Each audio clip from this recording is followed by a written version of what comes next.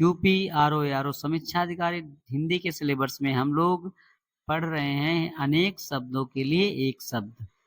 आइए दोस्तों शुरू करते हैं इसका अगला पार्ट। जिस पर किसी का आतंक छाया हो उसे बोलते हैं आतंकित। जो शोक करने योग्य ना हो उसे बोलेंगे अशोक्य। जिसके हृदय को चोट पहुंची हो उसे बोलते हैं मर्माहत।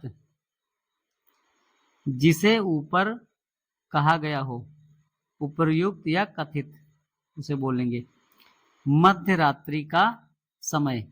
जो आधी रात बोलते हैं जिसे उसे बोलते हैं निशीथ। और जो शाम और रात के बीच के समय को क्या बोलते हैं दोस्तों, तो गोधिल, जो 7-8 बजे का समय होता है। तो ये समय भी हमें बहुत महत्वपूर्ण याद रखना है। पैर से लेकर सिर तक को बोलते हैं अपाद मस्तक। किसी पर विजय पाने की इच्छा रखने वाला उसे बोलते हैं जिगीषु। जो शब्दों द्वारा व्यक्त ना किया जा सके उसे बोलते हैं निशब्द।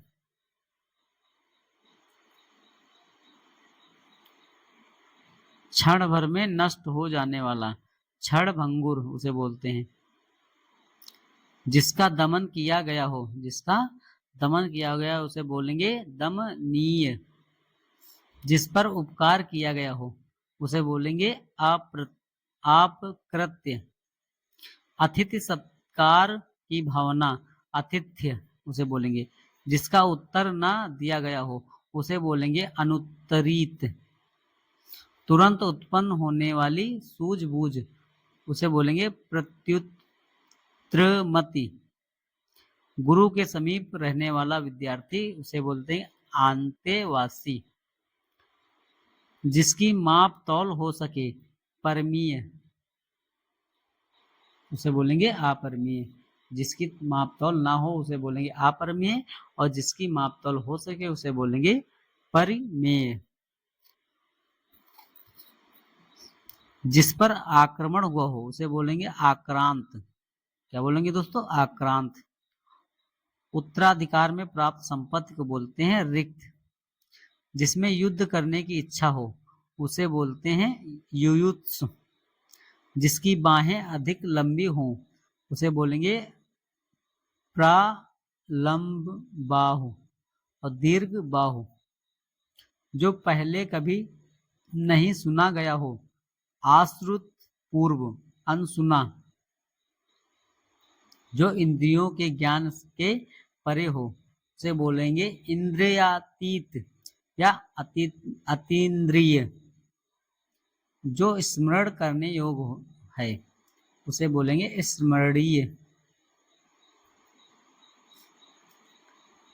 जो मुश्किल से प्राप्त हो उसे बोलेंगे दुष्प्राप्य। जो छाती के बल गमन करता है उसे बोलते हैं उरग।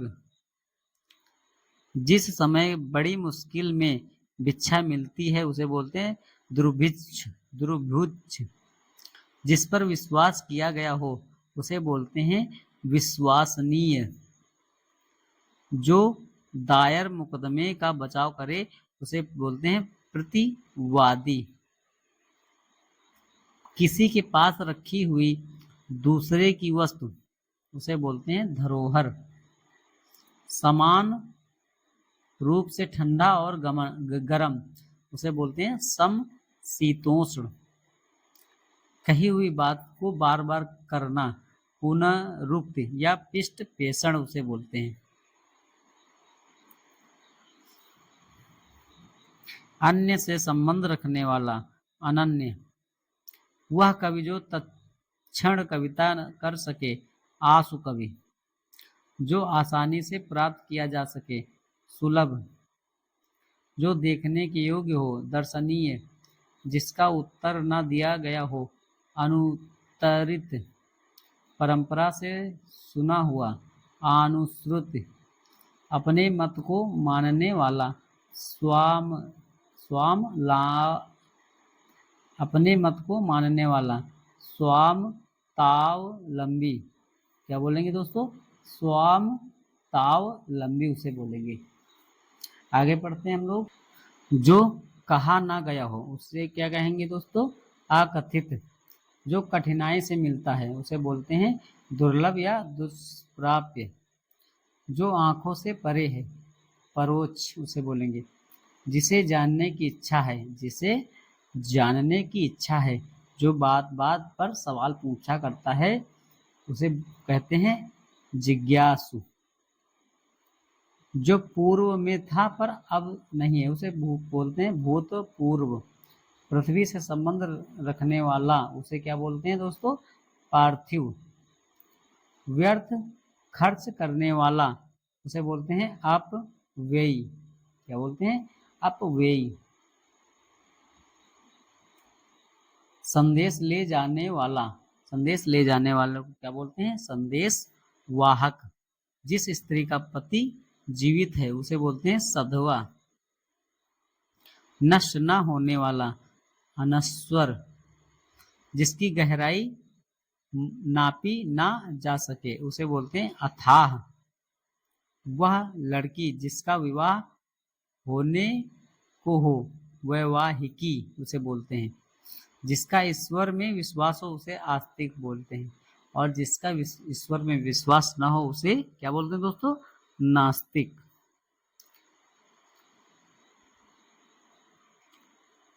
वनस्पति का आहार करने वाला, वनस्पत्याहारी। क्या बोलते हैं? वनस्पत्याहारी। वह जिसका कोई शत्रु ना हो उसे बोलते हैं अजात शत्रु। हाथी की तरह चलने वाली स्त्री उसको बोलते हैं गजगामिनी। जिसकी आशा ना की गई हो उसे बोलते हैं अप्रत्याशित। पति के द्वारा छोड़ दी गई स्त्री उसे बोलते हैं परित्यातिका। क्या बोलते हैं दोस्तों? परित्यातिका। जो अभी अभी उत्पन्न हुआ हो उसे बोलते हैं आद्य प्रसूत। जिसके आने की कोई तिथि न हो उसे बोलते हैं अतिथि। नीले रंग का कमल, नीले रंग का कमल को बोलते हैं नील कमल। जिसे भले बुरे का ज्ञान ना हो उसे बोलेंगे हम लोग अविवेकी। और जिसे भले बुरे का ज्ञान हो उसे बोलते हैं विवेक, मतलब जिसे समझदार हो। पैर से मस्तक तक उसे बोलते हैं आपाद मस्तक। जहां खाना मुक्त मिलता है उसे बोलेंगे सदावर्त। क्या बोलेंगे? सदावर्त। जिसे ईश्वर में विश्वास नहीं है उसे बोलेंगे नास्तिक। जो मांस न खाता हो उसे बोलते हैं निरामिष। पसीने से उत्पन्न होने वाला उसे बोलते हैं स्वेदज। जिसे बुलाया ना गया हो उसे बोलते हैं अनाहूत। जो कुछ नहीं जानता है उसे बोलते हैं अज्ञ। धरती और आकाश के बीच का स्थान, धरती और आकाश के बीच के स्थान को बोलते हैं अंतरिक्ष। मन की बात जानने वाला को बोलते हैं मर्मज्ञ। क्या बोलते हैं दोस्तों? मर्मज्ञ। जो गणना के अयोग्य हो उसे नगण्य, मतलब जिसे हम लोग नहीं गिन सकते हैं उसे क्या बोलेंगे? नगण्य। बहुत दिनों तक स्मरण रखने योग्य, स्मरणीय। क्या बोलेंगे? स्मरणीय। प्रिय वचन बोलने वाली स्त्री उसे बोलेंगे मृदु भाषणी। जो बहुत आगे तक की बात सोचकर काम करता है उसे बोलेंगे अग्र सोची। जो मृत्यु के मुख में जाने को है उसे बोलेंगे मरणासत्र। जिसको जीतने वाला कोई पैदा ना हो उसे बोलेंगे आजात शत्रु। जो जरा सा भी खर्च करने में आनाकानी करता है उसे बोलते हैं मित व्यायी, मित व्यायी। आगे हम लोग पढ़ते हैं दोस्तों। जिसे शब्दों में नहीं कहा जा सकता उसे कहते हैं अकथनीय। जो सब कुछ उदारता से देना जानता हो उसे बोलते हैं औदार्य दाता, जिसका कभी अंत ना होने वाला हो, जिसका कभी अंत ना होने वाला, वो क्या है? अनंत। ऐसा ग्रहण जिसमें सूर्य पूरा ढक जाए उसे बोलते हैं खग्रास या सूर्य ग्रहण।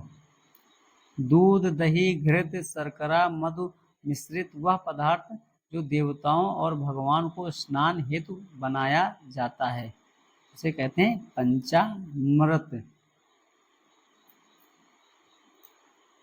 ज्ञान नेत्र से देखने वाला अंधा व्यक्ति उसे बोलते हैं दिव्य चक्षु। ऐसी जीविका जो आकस्मिक हो उसे बोलते हैं आकाश वृत्ति। ज्ञान नेत्र से देखने वाला अंधा व्यक्ति उसे बोलते हैं दिव्य चक्षु। जिसको जाना नहीं जा सकता उसे बोलते हैं अज्ञेय। जो सब कुछ जानता हो उसे बोलते हैं सर्वज्ञ। जो पढ़ना लिखना जानता हो उसे बोलते हैं साक्षर।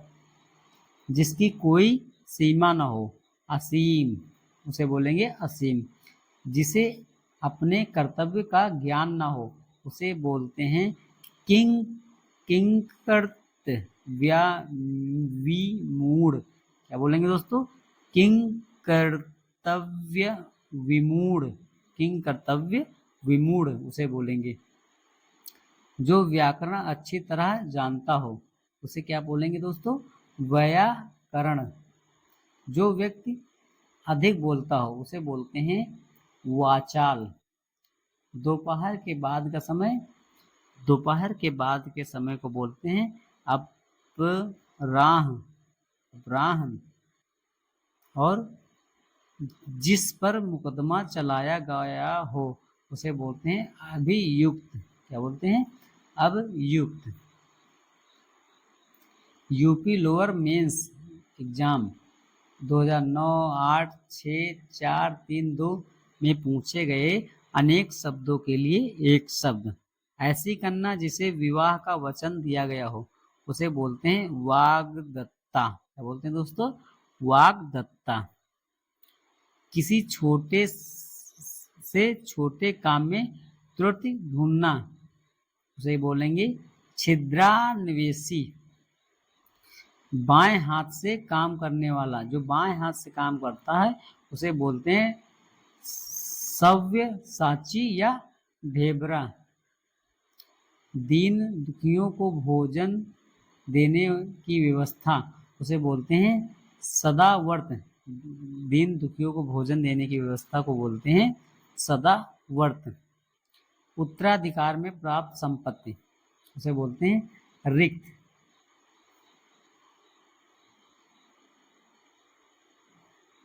वह स्थान जहां सर्दी गर्मी को नियंत्रित किया जाता हो वातानुकूलित। क्या कहेंगे दोस्तों? वातानुकूलित। जो किसी अन्य व्यक्ति के स्थान पर कार्यरत हो उसे बोलते हैं स्थानापत्र। जीवन के एक अंश को लेकर लिखा गया काव्य उसे कहते हैं खंड काव्य। कहने का मतलब कि किसी की जीवनी से छोटे से भाग को लेकर लिखा गया काव्य को क्या कहेंगे? खंड काव्य। वह राजकीय धन जो किसानों की सहायतार्थ किया जाता है, वह राजकीय धन जो किसानों की सहायतार्थ किया जाता है उसे बोलते हैं तंकाबी। क्या बोलेंगे? तंकाबी। संपूर्ण जीवन चरित्र पर लिखा गया काव्य उसे बोलते हैं प्रबंध काव्य। पूरे जीवन पर लिखे गए काव्य को क्या कहेंगे? प्रबंध काव्य। जिस भूमि में कुछ न पैदा हो उसे बोलते हैं बंजर या उसर। जो आधी अवधि तक काम करता है उसे बोलते हैं अर्धकालिक। क्या कहेंगे दोस्तों? अर्धकालिक। जो वेतन के लिए बिना कार्य करे, जो वेतन के लिए बिना कार्य करे उसे बोलते हैं अवैतनिक। क्या बोलेंगे? अवैतनिक। जो उस पद पर होने के कारण किसी कार्य में रत हो।